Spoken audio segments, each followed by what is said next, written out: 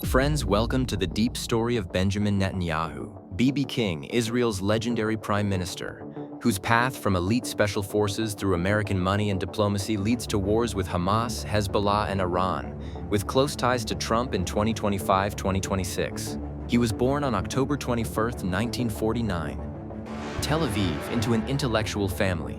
His father Benzion was a professor and revisionist Zionist, and his mother Tzila was a philologist. His brothers were Yonatan, the hero of Entebbe, who died in 1976 while rescuing hostages, and Ido, a writer.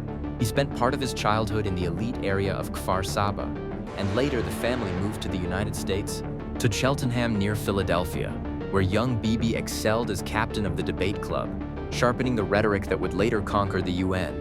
He returned in 1967 during the Six-Day War and joined the Army's elite Sayeret Matkal, the Israeli Special Forces equivalent of Delta Force. He spent 3 years on elite raids in Gaza and Sinai during the War of Attrition, wounded, decorated, and already building the myth that would follow him for decades. After demobilization, he studied at MIT, graduating in architecture in 1975, then earned an MBA from Harvard in 1976. His career in the United States began with Boston Consulting Group, where from 1976 he worked as a consultant for major companies like Cytex, helping optimize manufacturing and logistics, earning hundreds of thousands of dollars a year and building a financial cushion. He then became vice president of marketing at a furniture company, where he focused on sales strategy, investments in real estate and stocks, and by age 30 had become financially independent, owning a home in Kfar Warburg and building capital for years ahead. His connection to America began early. His father lectured at Cornell, and BB absorbed pro-American Zionism from childhood. In 1982, after the tragedy of Yonatan's death, founded the Jonathan Netanyahu Anti-Terror Institute in his brother's memory. His diplomatic career followed. Deputy Chief of Mission in Washington from 1982 to 1984, then permanent representative to the UN from 1984 to 1988, where he fought the PLO and pushed for the declassification of Nazi archives. In 1988, he entered the Knesset with Likud, later serving as Deputy Minister of Finance and becoming party leader in 1993. 1996, he became a sensation. At 50, he was elected Prime Minister in Israel's first direct election.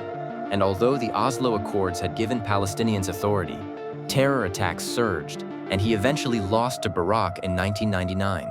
He returned in 2009 and ruled for 12 years, setting records: Gaza in 2014 with Operation Protective Edge, Hezbollah in 2006, early COVID vaccines, and the Abraham Accords, peace with the UAE, Bahrain, and Morocco, without involving the Palestinians.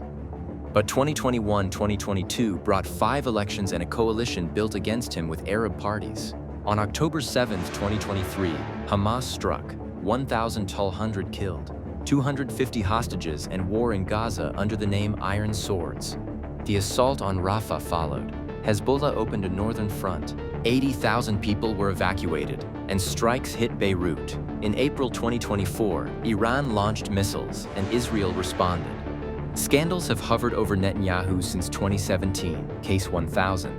Gifts from Milshan worth about $200,000, including cigars and champagne, Case 2000. A deal with Yedioth Ahronoth against a rival paper, Case 4000. Bezek reportedly exchanged regulatory favors for positive coverage on Walla. In 2019, he was indicted for fraud and bribery, and by December 2024, he was in court testifying. His chief of staff was accused of falsifying the transcript of October 7. There were also accusations that he helped fund Hamas through Qatari money.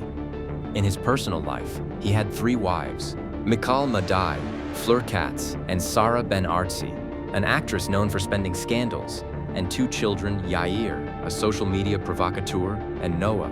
At 6 feet 2 inches, charismatic and towering, he became known as Mr. Security. His connection to America remained the backbone of his career. The UN, the lobbying networks, and, above all, Trump, his best friend. In 2018, the US moved its embassy to Jerusalem and recognized the Golan Heights. In 2025, when Trump returned to the White House, Netanyahu was one of the first guests in February. BB, we're back. In June 2025, Trump bombed Iran's nuclear program at BB's request. In February 2026, the 2 countries fought together, the US and Israel striking Tehran and Isfahan, but cracks remained. Trump pushed a 20-point ceasefire plan for Gaza, while Bibi called Qatar to apologize. Trump called the relationship extraordinary, while Netanyahu spoke of consultation. On Iran, Trump wanted a quick victory, while Bibi wanted total destruction. Inside Israel, protests raged, Bibi to prison, and the December 2025 trial continued. Hezbollah remained on the northern front with the message, Hezbollah, learn Hamas's lesson. And so the result is this: Netanyahu, a special forces veteran, a millionaire from consulting, a 30-year political king, an ally of Trump, and a warrior against terrorist groups, but also a man shadowed by corruption and accusations of authoritarianism. Genius or fraud?